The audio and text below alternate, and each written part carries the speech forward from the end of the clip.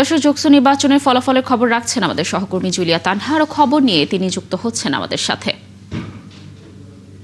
তানহা, নিশ্চয়ই শুনতে পাচ্ছেন আমাকে। নির্বাচনের ফলাফল কখন নাগাদ পাওয়া যেতে পারে, আর এখন পর্যন্ত কারা এগিয়ে রয়েছে, কেমন দেখছেন ফলাফল যেখানে ঘোষণা করা হচ্ছে, বা কি পরিস্থিতি সেখানে জানাবেন? Amrapali fruit syrup, real magic in every drop.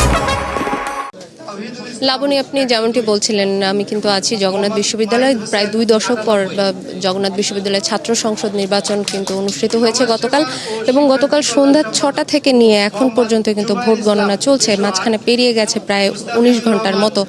এখন পর্যন্ত 39টি কেন্দ্রের মধ্যে কিন্তু 16টি কেন্দ্রের ফলাফল ঘোষণা করা হয়েছে, এবং এই 16 কেন্দ্রের ফলাফলের শীর্ষ 3 পদের মধ্যে ভিপি পদ যে আছে, সেই ভিপি পদে কিন্তু এখন পর্যন্ত ছাত্রদল বা ছাত্র অধিকার পরিষদ সমর্থিত যে প্যানেল রয়েছে, সেই প্যানেলের ভিপি প্রার্থী এগিয়ে আছেন, এবং বাকি যেই 2 পদ রয়েছে, জিএস এবং এজিএস, সেই 2টি পদে কিন্তু ছাত্র শিবির সমর্থিত প্যানেল এগিয়ে আছে।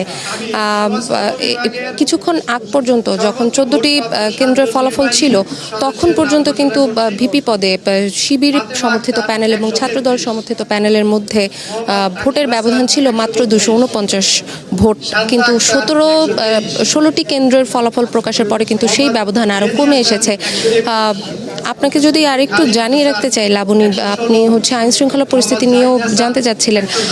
যে কোনো ধরনের অপ্রীতিকর পরিস্থিতি এড়াতে কিন্তু বিশ্ববিদ্যালয় প্রশাসন এবং আইন শৃঙ্খলা রক্ষাকারী বাহিনী সকাল থেকেই কিন্তু সতর্ক অবস্থানে রয়েছেন, আমরা সেটি দেখেছি। এছাড়াও শিক্ষার্থীরা যেটি বলছেন যে নির্বাচনে আসলে যেই জিতুক, আসলে সেটি কোনো ব্যাপার না, জিতটা আসলে বিশ্ববিদ্যালয়েরই হবে এবং সবাই একসাথে কাজ করবেন, এটি তারা প্রত্যাশা করছেন।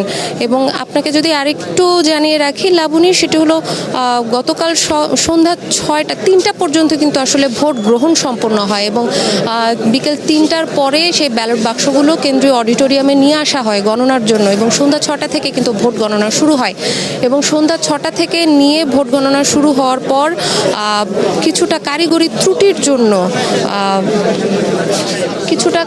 ত্রুটির জন্য কিন্তু আসলে ভোট গ্রহণ স্থগিত রাখা হয়, এবং রাত 8টা 50-এর পর কিন্তু ভোট গ্রহণ আবার শুরু হয়, এবং মাঝখানে কিছুটা স্থগিত রাখার পর আবার মধ্যরাত থেকে গণনা শুরু হয়, এবং সেটি এখন পর্যন্ত চলছে।